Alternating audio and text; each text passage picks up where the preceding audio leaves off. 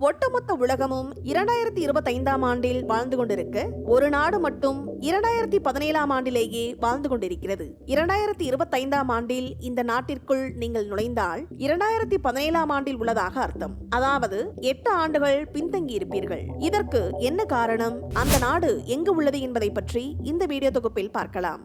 ஒட்டுமொத்த உலகமும் 2025ஆம் ஆண்டில் வாழ்ந்து கொண்டிருக்க ஒரு நாடு மட்டும் இன்றும் 2017ஆம் ஆண்டில் வாழ்ந்து கொண்டிருக்கிறது.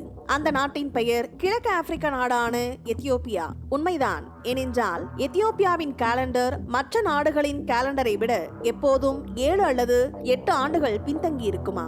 இதற்கு பின்னால் இருக்கும் சுவாரஸ்யமான காரணங்களை பார்க்கலாம். எத்தியோப்பியா நாட்டின் புது வருடம் மற்ற நாடுகளைப் போல ஜனவரி 1ஆம் தேதி தொடங்குவதில்லை. நம்முடைய நாட்காட்டியின்படி செப்டம்பர் 11ஆம் தேதிதான் அவர்களின் புது வருடம் தொடங்குகிறது. புத்தாண்டு தினத்தை அவர்களின் மொழியான என்குடாடாஷ் என்று அழைக்கிறார்கள். இந்த நாள் மழைக்காலத்தின் முடிவில் வருகிறது. இது கேட்பதற்கு டைம் மிஷின் கதை போல தோன்றலாம், ஆனால் அது உண்மைதான். எத்தியோப்பியா ஆப்பிரிக்காவின் பழமையான சுதந்திர நாடு. ஆனால் எத்தியோப்பியா உலகின் மற்ற பகுதிகளை விட சுமார் 8 ஆண்டுகள் பின்தங்கி உள்ளது. உலகின் பிற பகுதிகள் கிரிகோரியன் நாட்காட்டியை பயன்படுத்தும் நிலையில் எத்தியோப்பியா நாட்டில் எத்தியோப்பியன் நாட்காட்டியை பயன்படுத்துகின்றார்கள். அவர்கள் தற்போது வரை அந்த பாரம்பரியத்தை கடைபிடித்து வருகிறார்கள். இந்த எத்தியோப்பியன் நாட்காட்டி கிரிகோரியன் நாட்காட்டியை விட 8 ஆண்டுகள் பின்தங்கி உள்ளது. எத்தியோப்பிய நாட்காட்டியில் 13 மாதங்கள் உள்ளன. அதாவது எத்தியோப்பியாவில் ஒரு வருடத்திற்கு 13 மாதங்கள். அதன்படி எத்தியோப்பியா தற்போது 8 வருடம் பின்தங்கி உள்ளது. இதன் காரணமாக பிற நாடுகளிலிருந்து வேலை செய்ய செல்வோர் அல்லது சுற்றுலா பயணிகள் அங்குள்ள தேதி மற்றும் ஆண்டை கிரிகோரியன் நாட்காட்டிக்கு மாற்றி ஒவ்வொரு முறையும் அந்த நாளின் தேதியை பார்க்க வேண்டும்.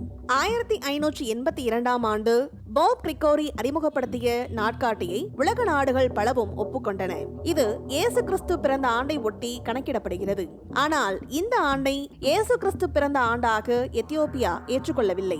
எத்தியோப்பியாவின் நாள்காட்டி எகிப்து நாட்டை மையமாக கொண்ட ஓரியண்டல் ஆர்த்தடாக்ஸ் கிறிஸ்டியன் சர்ச் நாள்காட்டியை ஒத்திருப்பதாக கூறுகிறார்கள். பொதுவாக ஜனவரி 1 குளிர்காலமான வறண்ட பருவத்தில் வருகிறது. ஆனால் செப்டம்பர் 11 மழைக்காலம் முடிந்தவுடன் வருவதால் எங்களுடைய இந்த முடிவு சரியானது என்று எத்தியோப்பிய மக்கள் கூறுகிறார்கள்.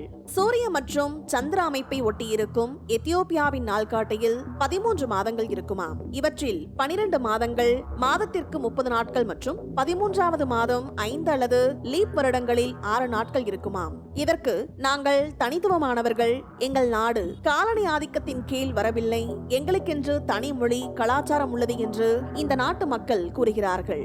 ஆனால் இந்த எத்தியோப்பிய நாள்காட்டி இந்த நாட்டிற்கு வரும் சுற்றுலா பயணிகளுக்கு ஒரு சவாலாக உள்ளது. நாள், மாதம், வருடம் ஆகியவை மட்டுமே எத்தியோப்பியாவில் மற்ற நாடுகளை விட வேறுபட்டு இல்லை. இவர்களுடைய கடிகார நேரமும் மாறுபடுகிறது. புதிய நாள் இந்த நாட்டில் நள்ளிரவில் பிறப்பதில்லை. சூரியன் உதயத்தில் தான் அங்கு புதிய நாள் பிறக்கிறது. ஆனால் பல சிக்கல்களை இதனால் மக்கள் சந்திக்கிறார்கள் என்று கூறுகிறார்கள்.